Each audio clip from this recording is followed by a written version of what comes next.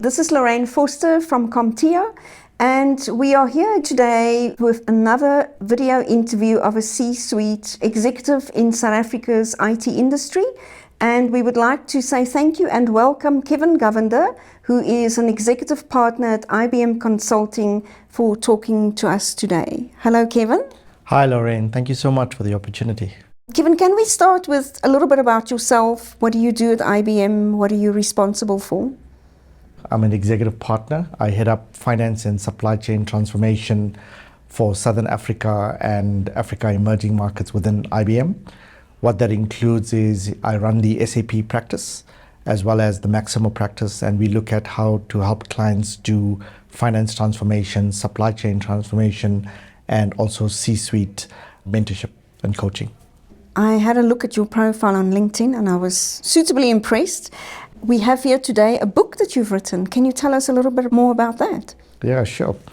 So during COVID, I decided to write the book, but the book is actually based on my master's degree that I did at Wits Business School. It was a pure research work, and my topic was the sharing economy. And I looked at the consumer profile and the consumer behavior and how consumers make decisions. And I actually won the Golden Key Award for groundbreaking research. And I was actually recommended by some of the people that did the review of my master's to say, don't throw it away, do something with it, write a book. So this was one way of actually me giving back. If you look at the title, the book is The Rise of the Sharing Economy, and we talk about excess is the new ownership. So if you look at where the world is going, previously everything was about ownership. Everybody focused on, I need to own to be able to do anything. But the world has changed. It's no longer about ownership, it's about excess. And you don't need to own something to experience something. So that's the first principle of the book. It talks about Uber, Airbnb, that were some of the first companies that actually used the sharing economy. What I've done is I've also looked at South Africa to understand our context and what are those things that are relevant. For example, if you look at things like agriculture, a lot of people in South Africa own land, but they don't have access to large-scale machinery. So one of the things is, for example, Hello Tractor, which is a company formed in Kenya that they use to be able to get access to tractor services to be able to plow land. And just as an example, normally you'll take 21 days to plow an hectare. With the shared economy, you can do it in 1 day. So you can imagine the productivity. And the good thing is you don't have to own them anymore. You just get access to them when you require. Fantastic. I'm really impressed. It definitely is something that people can take and use to better themselves. So can you tell me a little bit more about skills development within IBM and maybe more specific your team? Sure. I'm part of the consulting business. So we do business transformation consulting to clients. But also part of that is we also do skills development. We look at organizations to understand how organizations are changing and what are the different types of skills that are required. So we have a function within IBM that actually specifically looks how do you upskill people and how do you reskill people. Because if you look at the speed at which technology is changing, we as people need to adopt to that and change as fast at that pace, otherwise we're left behind. So there's an opportunity where you can actually upskill and reskill people rather than making them redundant.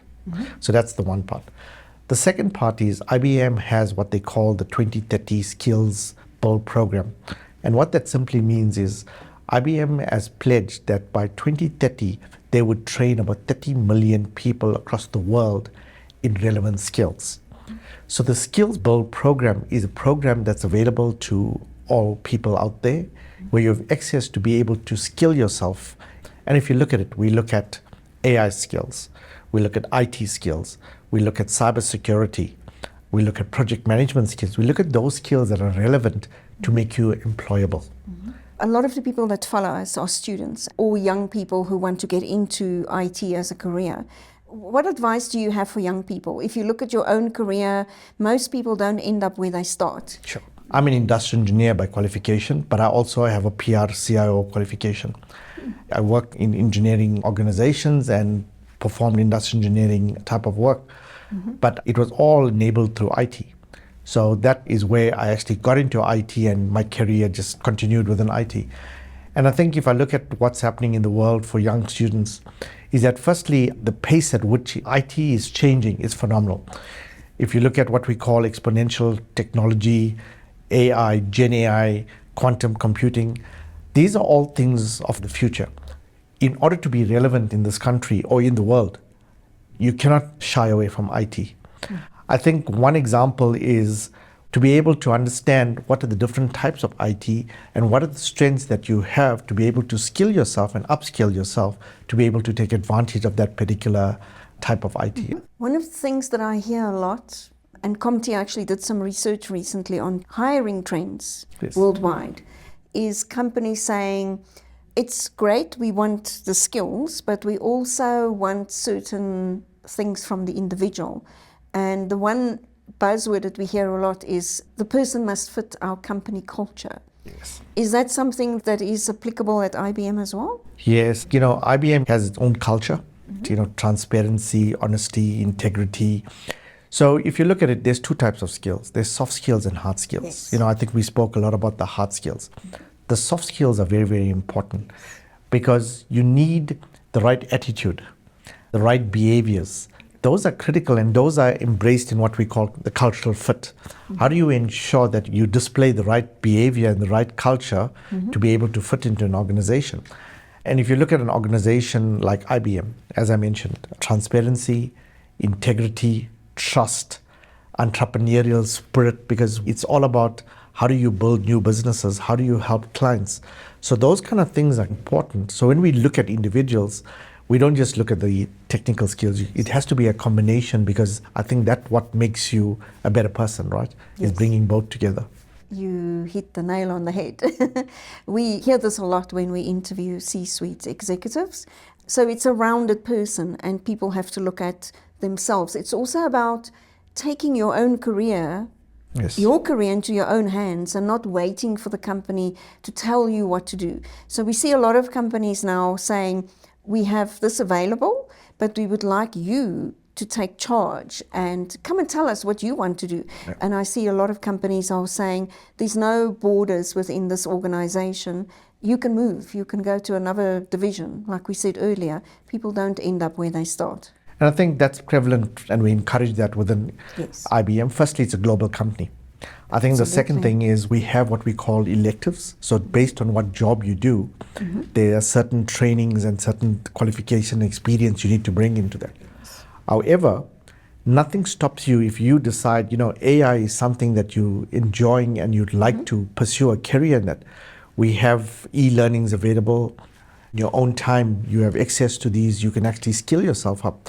And then, if you decide that there's a job, whether it's in South Africa or other parts of the world that you would like to actually apply for, it gives you the ability to do that. So what I'm saying is you actually take charge of your own career. Yes. But in order to do that, where the discipline comes in is a discipline to firstly want to do something different. Yes. It's being proactive and not being reactive, not waiting for somebody to train you, but you actually embrace the training platforms that are free and available to be able to train yourself. Kevin, it's been absolutely wonderful to talk to you. You have a wealth of experience and information to share. I'm sure we can sit here for the rest of the day and talk, but I know you have a very, very busy schedule. I know you travel a lot. Is this book available to purchase? Yes, it's available on Amazon, Take-A-Lot, exclusive books. It's available everywhere. Kevin, thank you so much for talking to us today. I think there was a lot of information that you shared today that will be of absolute value to our viewers. We wish you all the best with your travels ahead and all your big projects that you have to complete. Thank you very much again. Thank you, Lorraine. And that concludes our chat with Kevin Govender from IBM. We're really pleased that he took the time today to talk to us. I hope that you find the information that he shared as valuable as I believe it is. Please remember, Kevin's book is available. We will share the information in the post. Thank you so much. Goodbye.